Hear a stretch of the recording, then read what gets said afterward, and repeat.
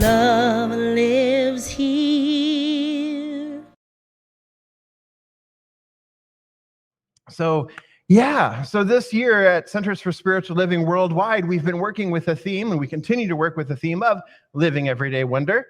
And this month, we are focused on living everyday wonder in our relationships. And last week, we talked about the relationship of me, myself, and I.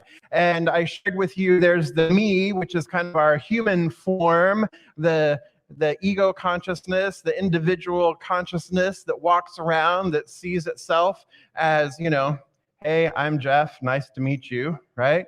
There's that, the me, then there's the myself, and the myself, the way I describe myself is the myself, which is the higher self, which is our higher selves, which is that individualized portion or piece of God. It's spirit individualized as this, as me, right? As this consciousness. It's an individualized. And so that myself is how I can see and experience the totality of my being in terms of my relationship with spirit itself and being here on this plane of existence. Because as I say, we are spiritual beings having spiritual experiences in human form. We're not spiritual beings having human experiences. We are spiritual beings having spiritual experiences in human form, right? And then the I that I talked about is the I am. Right? It is the I that I am. It is that unitive consciousness, is that totality of being. It is consciousness itself, consciousness being the ground of all being. That is the I that I am. So me, myself, and I, that myself serves as the relationship, or when we are in right relationship with all three aspects of ourselves, that holy, totally unitive consciousness, that individualized consciousness, and that person walking down the street. When we're all in relationship, then we move in more perfect alignment and more unity, we have even greater experiences of life itself. Yes? This is a quick summary of last week for those of you who may not have been here or yet had a chance to watch it online. All right. So, as I mentioned, this whole month we are focusing on relationships, and as I said, we're starting with that single primary relationship, and then we're going to expand out each week, right? So this week, we're talking about you and I are we. So it's a little bit more of it's going a little bit outside of the individualized to include others in our sphere, but we're not. Next week, we'll talk about society. We'll get even larger next week. So when I do a marriage, or when I perform a marriage ceremony, and the couple wants a unity candle, then typically in the unity candle, you may have seen the ceremony if you've been to a wedding where they've got unity candles. There's 2 candles, and then the couple lights the third candle, symbolizing their union, symbolizing them coming together. And then they blow out their own individual candles and set it down. Have you seen it done that way? Yeah, no. So the way I facilitate it, and perhaps this is the way you've seen it, which would be lovely, is there's 2 individual candles, light the unity candle, and then the 2 individual candles go back and stay lit. I'm seeing some heads nodding there. Yes. Okay, good. I'm glad. I'm not alone in this thinking then, right? Because what it is these 2 candles come together and light a third, and as a symbol of union, and they are creating yet another light, but yet that one light is not diminished by their individual lights, are not diminished by the creation of a third. In fact, what's actually happened is there's more light. There's more light being expressed. And in that light being expressed, then each individual then also has the opportunity to shine their lights even brighter, that their individualized expressions are then amplified and enhanced by the coming together, by the union, by the one light. And so then when we think of this in relationship, because that's what it's a symbol of, right? When two people come together, and it doesn't have to be a love relationship, okay? It doesn't have to be marriage, but when we come together in relationship, when we come together with another human being and we enter into any kind of relationship with another human being, then a third, something else, something new that is a combination of the two is then created. So think of all the relationships that you have in your life. Your primary relationship, perhaps, relationships with your kids, your grandkids, your mail person, the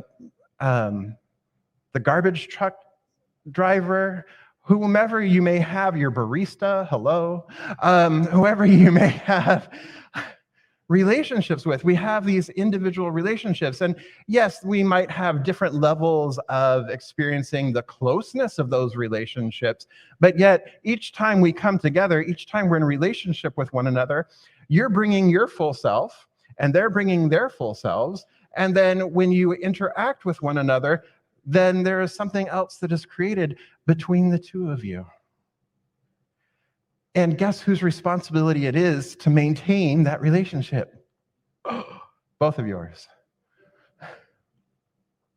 It's not just Ed's responsibility to maintain our relationship. No, as much as maybe sometimes I want it to be that. You do it today, right?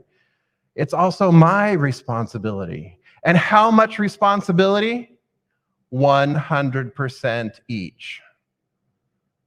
100% each. It's not like I take 50% and he takes 50%. And no, it's 100% responsibility.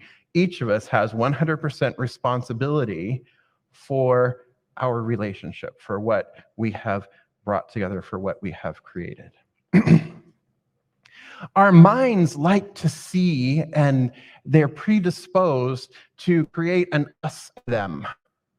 And this serves us, biologically, anthropologically, sociologically, just physiologically. It serves us well because I recognize the saber-toothed tiger is not me, and I see that as a threat, so I need to do something different, right?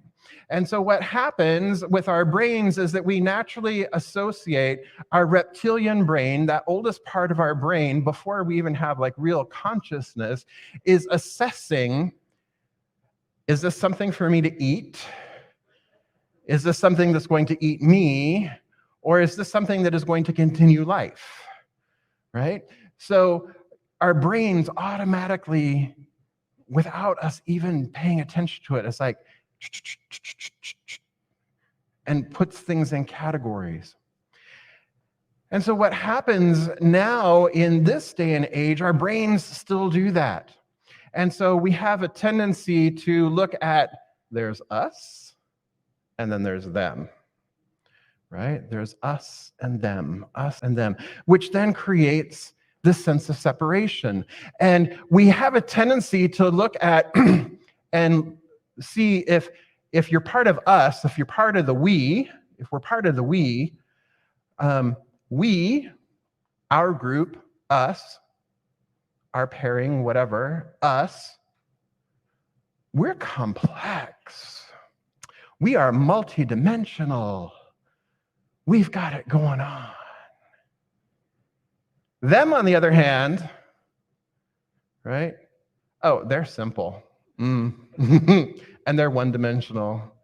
And Lordy, do they have no clue what's going on, right? That we separate out an us and them.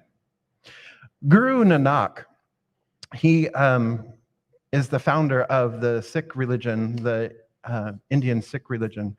And Guru Nanak says, he came out of this beautiful meditative state, 3-day meditative state, 3-day meditative state, comes out of this 3-day meditative state, And as he emerges from this meditative state, he says, I see no stranger. I see no stranger. Meaning that there is no one separate from me. There is no one that is not part of me, right? I and my Father are one. Namaste. The one in me recognizes and honors the one in you. We hear this across all of the world's faith traditions, but he says, I see no stranger.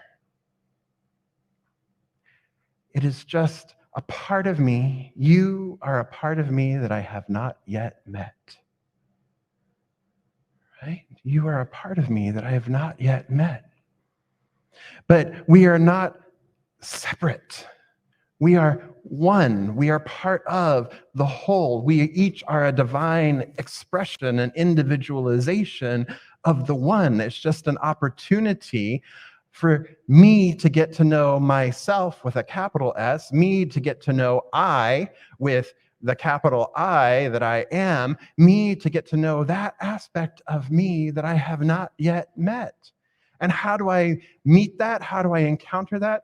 I encounter that by encountering you, by meeting you, by being in relationship with you. So our relationships, beloveds, the you and the I that are we, the relationships that we have, they're here, they're purposeful, they help us to learn and discover and experience the one in greater, more magnificent ways. They are here as our great teachers. They are here as our great opportunities to discover those things within ourselves, perhaps where we are feeling separate within ourselves, or to discover those things that challenge us, or challenge our belief system, or challenge our way of thinking. And they're here to support us as we discover and uncover and continue to evolve, and life continues to evolve and support us through that. If you have a primary relationship, or you've got great friends, right? You lean into those relationships when you're feeling down and you're feeling like, I am fully in a to me. I am in Costco. That lady in front of me is just parked her cart in the middle to grab a Ritz cracker. Why are they sampling Ritz crackers? I do not know. We've all had a Ritz cracker. We know what they taste like. I'm going to buy them or I'm not. Right? And your beloved is just like, it's okay. It's okay. Right? They're here to support you through that, as well. And sometimes they're there to challenge your, it's like, okay, I chose this. I chose you. I love you. And this is Ed, probably in his head, talking about me, because he's very easy to love. So big props to you, my love, because he has to deal with this. You only have to deal with it a short period of time. He has to live with this. Right? So it's an opportunity to go like, yes, and be supported, and to work through those things, and to work through those relationships, perhaps from the past, to work through and change and grow and experience, and to do that together. And we all have the opportunity to do that. That's why we come together in community, in spiritual community, because, you could just sit at home and read the Science of Mind text, and read Wayne Dyer, and read Michael Beckwith, and you could watch some videos. And, all of our beloveds at home who are currently watching us here are also engaging with us via the chat. And so good morning to Corey and good morning to Tommy. They're engaging with us too, right? So there's this engagement. We choose to come together in community to engage with one another, to be in relationship with one another, to connect with one another, so that we can continue to grow and understand and experience the fullness of spirit. the fullness of life as it expresses through each and every one of us. And it's an opportunity, pleasant or not, of coming together and rubbing some of our rough edges off on one another, right? Oh, yeah. I don't know about that, right? And so we have the opportunity to come together intentionally to support one another in our spiritual evolvement and to also receive support with our spiritual evolvement. So we come together in connection. We come together with the intention to connect, to be present with one another. And when we connect with one another, then that's when we really begin to see that you and I are we. We are not separate. We are something greater than what we have been before. And so there's the opportunity for connection. So Rita Marie Johnson is the founder of the Connection Practice. The class starts this afternoon, and Jeannie and Susie are facilitating it. And so it starts this afternoon at 12:30. It's not too late to sign up, and it's going to be downstairs. You're already here. Go grab some snacks. Go downstairs. Take the class. It's good. So connection. So what Marie Brown says is that connection is empathy plus insight. Connection is empathy plus insight. And compassion and empathy begin with wonder. Compassion and empathy begin with wonder. When we stop wondering about each other, when we stop wondering about others, then that is when we begin to lose our ability for compassion. If I can't put myself in your shoes, or if I can't imagine perhaps what you're having for lunch today or what you did yesterday, if I can't continue to wonder and be curious and live in everyday wonder, if I can't continue to wonder and be curious, and you can't continue to wonder and be curious, then our level, our capacity, our ability to have empathy for one another begins to dissolve or begins to fade. And when our level for and our ability to have empathy and our ability to have compassion, when that falls away, that is when we begin to really experience the violence, the separation, the trauma, the aggravation, the agitation, the arguing, the confrontation. That's when we tend to then end up in polarized camps. And we tend to go, us. And I'm going to protect my us against them. And they are going to protect them against us. Right? And suddenly we've created this separation because we have lost the connection, knowing that we are intimately connected, but we have lost our understanding or our experience of connections. We've lost our experience of empathy and for empathy.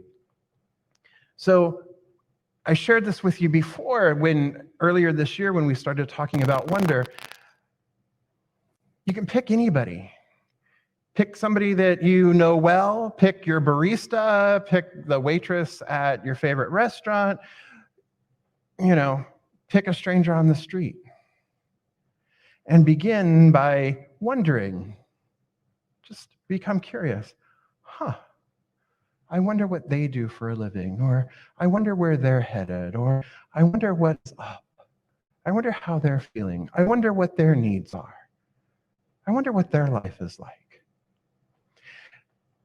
And as you begin to wonder, we begin to fill things in. Possibilities begin to arise. And then we begin to recognize they're not really that dissimilar from me. That lady parking her cart in the middle of the aisle of Costco to get a Ritz cracker and I are similar. She wants a snack. I do too. right? And then the compassion, it's a place where compassion can start. It's a place where understanding can start. It's like, oh, okay. And it diffuses. It diffuses and it brings us closer together. So what Valerie Kaur, author of See No Stranger, the book that I shared with you at the beginning of the year, one of the practices that she recommends, and I shared this with you 6 months ago, so I figure it's probably time to remind everybody of this, because it's good to remind me of this, is to see each person you encounter and give them a little label. Sister, brother, sibling. Sister, brother, sibling. Sister, brother, sibling. Sister, brother, sibling. Because when we do that, we begin to see that they are part of we. They're part of us. My sibling, my sister, my brother, my, our. Wait, that's inclusive language. Good. Right? That's bringing people in. That's bringing people into my group. And so if people are in my group, as I was saying, if they're in your group, we have a tendency to have more compassion, more empathy. So the opportunity then is not to otherize and to separate from, and put them over there, separate from. Our opportunity then is to expand our we, expand our us, expand our circle of compassion. And I'm going to say it again. Take the class. Because the connection practice class, the 4 weeks, helps to really make these connections, it really emphasizes the empathy and the compassion and the insights that when we have that empathy and compassion, the insights that pair with that, it deepens our connection. And so then it expands our us. It expands our we, so that we're not putting them over there, away, and easily dismissing the simpletons who are one-dimensional, who have no clue. Right? Because what we realize is there aren't simpletons who are one dimension and have no clue. And so we have the opportunity to expand and embrace the whole. Yes? So that's 2 practices I've already given you so far, and we're getting ready to do a third. It's 2 practices. So look around, sibling, brother, or sister, brother, sibling. Sister, brother, sibling. Another one is go downstairs and take the class. Okay? And then the third one I want to share with you is a brief meditative process we're going to do here in the sanctuary. So, and this is about our relationships. So what I would like, while you're still like lucid here for a moment, we're going to drop in, we're going to do a little meditative process. And so I know that some people like, woo, float. So while you're still present and lucid here, let me just give you a little prompt. So choose a relationship in your life. It could be a close relationship. It could be a relationship that you have a challenge with. It could be a great relationship. It could be with your kids, your grandkids. It could be with Jade at Kimchi Changa, who's our waitress at Kimchi Changa that we really like. So, and Kimchi Changa is so good. At any rate, we have a great relationship with her. And each time we go, we are developing that relationship. Like we go, hi guys, and then our food arrives. It's that kind of a relationship. I'm like, I like this. Yeah. Don't have to tell them anymore. It just happens. It just happens. So whatever relationship you choose, that's fine. Okay?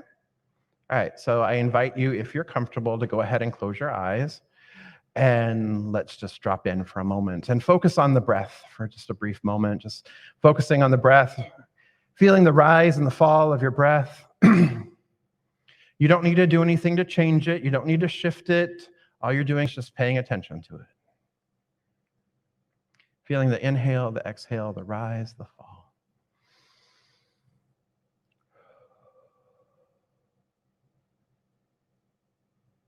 Notice how easy and effortless this is. You don't have to take any thought for it. You're just breathing.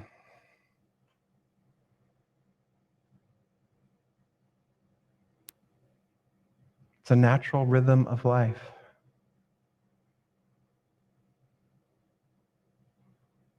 And in fact, you're not breathing. You're being breathed by life itself, by love itself. It is life, it is love that is maintaining and sustaining you. Sure, you can hold your breath, but you can only do that for so long before life insists that you exhale and take another breath.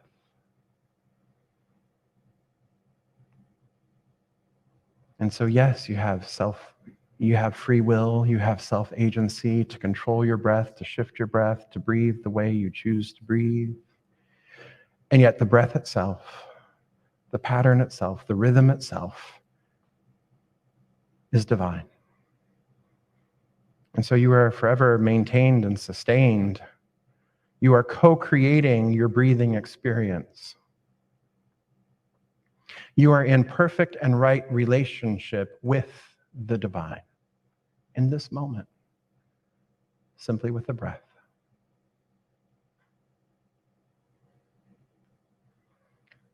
And so drawing this relationship that I mentioned before, that I asked you to identify before, drawing that, bringing that forward into your awareness,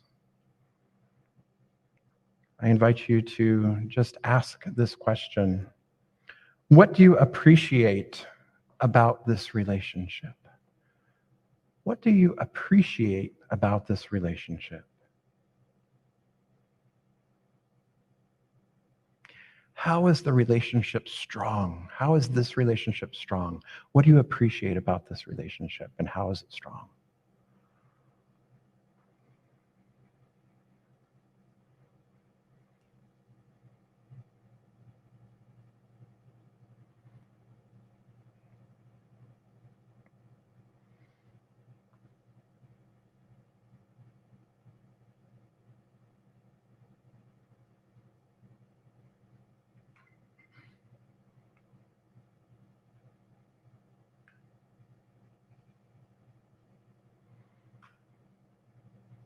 And knowing that we are forever evolving, we're forever growing and expanding, how could this relationship improve? What would make this relationship even better? How could this relationship improve?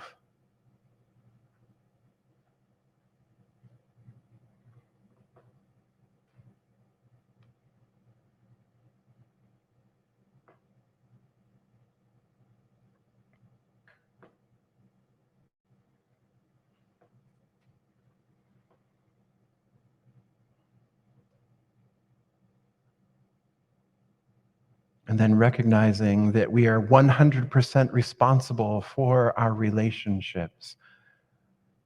Recognizing that we're 100% responsible for our relationships. What is one thing I could do, you could do? What is one thing you could do to improve the relationship? What's one thing? One thing that you could do to improve the relationship?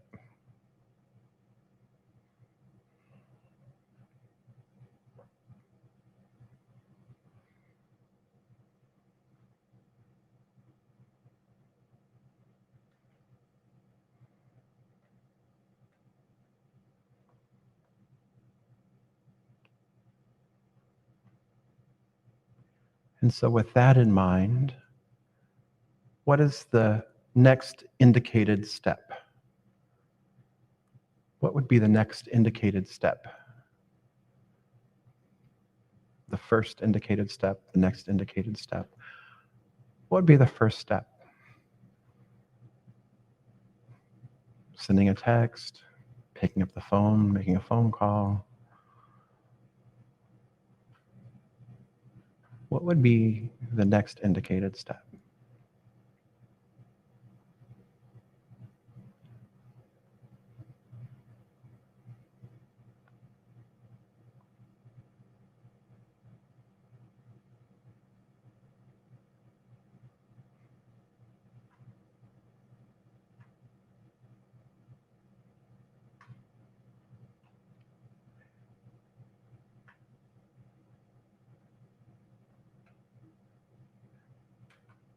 And now the next question, are you willing to take that step? Don't be hard on yourself. No judgment here. There's no right or wrong answer. Are you willing to take that first step? Are you willing to take that step?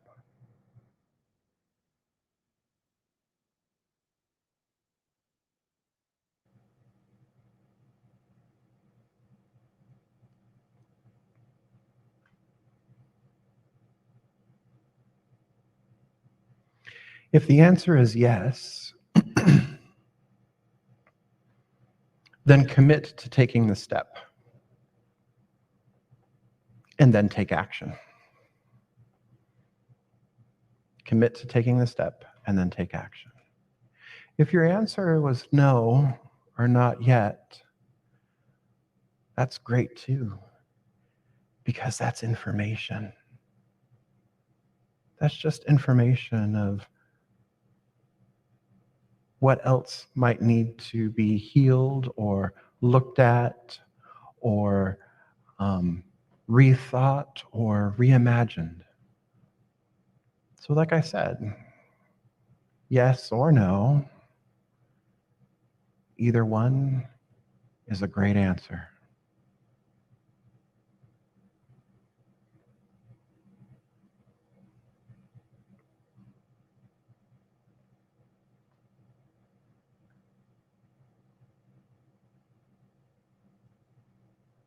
And so here is the bridge.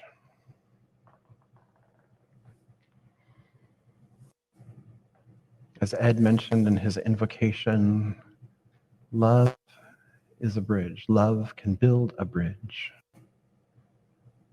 But the bridge is already there. It's already present. We just make ourselves aware of it. With a nice deep breath, wiggle your fingers and toes, shift whatever you need to do to bring your awareness back here to this time and space, into this room.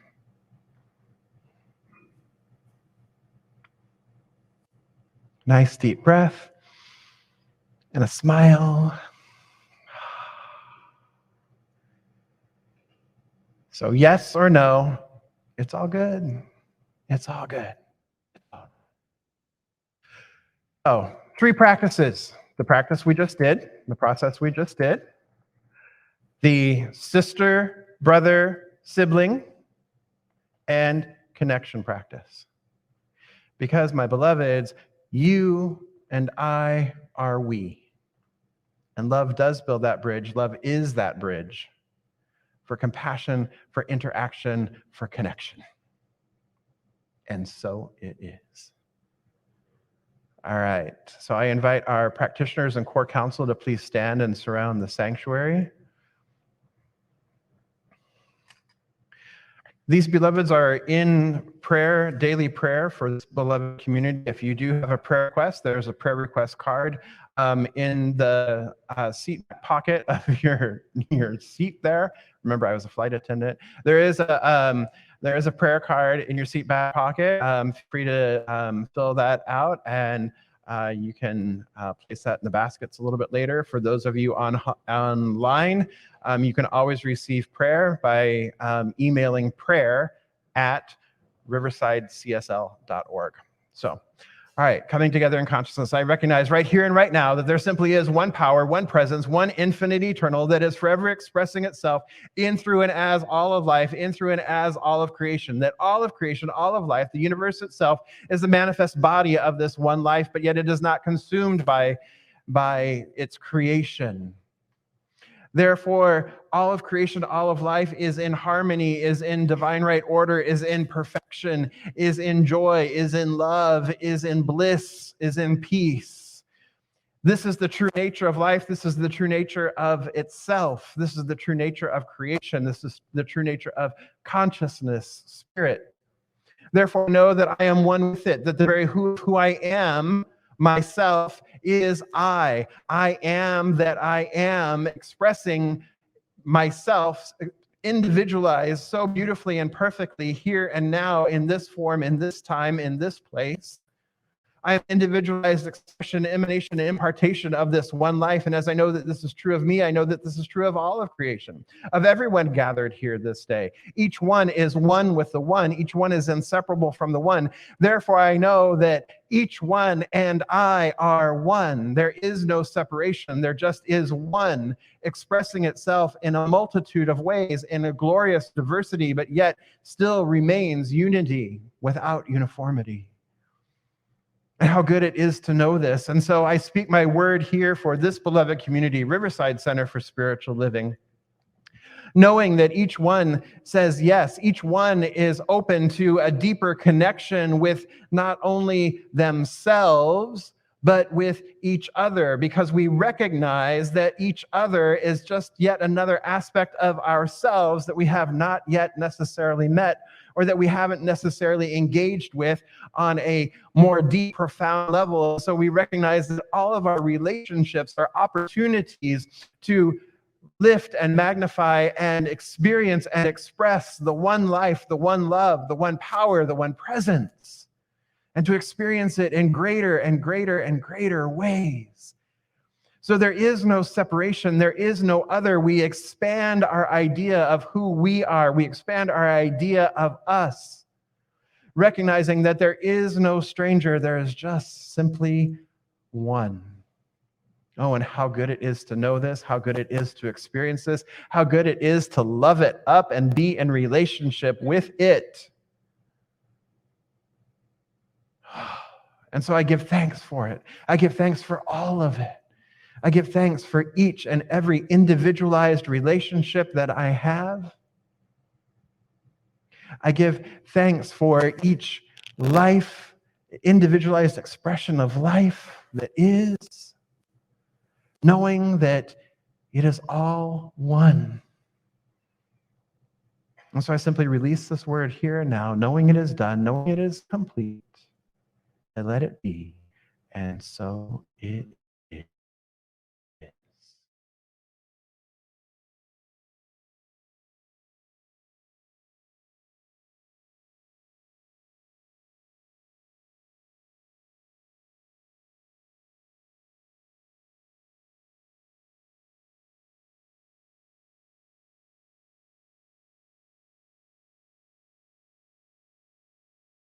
Love lives here.